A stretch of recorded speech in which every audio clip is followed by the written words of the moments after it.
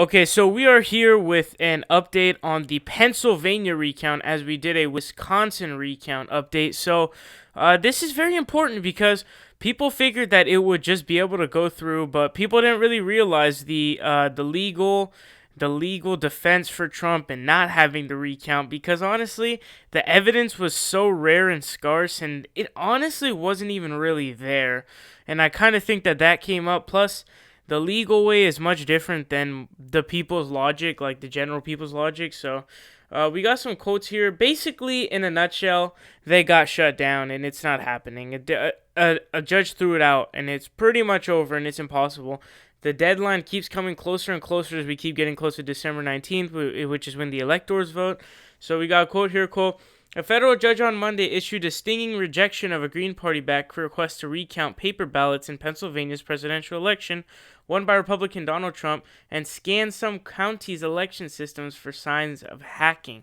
So now, there's all this hacking stuff, and I was for the recount because I felt that it would kind of validate what happened so that one side could stop. So I think that anyone trying to say that there was hacking and shit can, just stop really because they already did the recount. 95% reporting of recount already has happened in Wisconsin.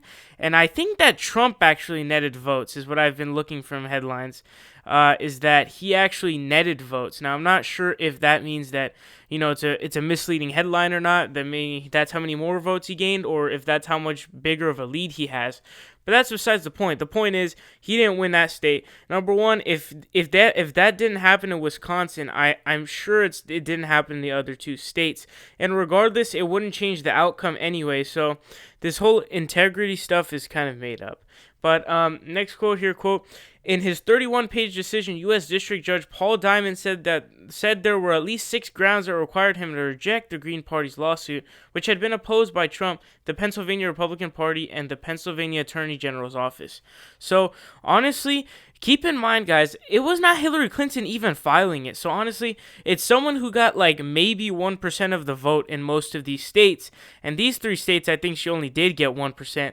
So, there's honestly no reason for the person to call for a recount that would make people, have to go through and recount paper ballots and shit like that. It's just so much work and is not even close. And, I was for it, but now that the Wisconsin results are in, I say just drop it. I'm not sure really what's going to happen to the money that was raised. I'd like to follow that and see what happens with that. I'm interested to know.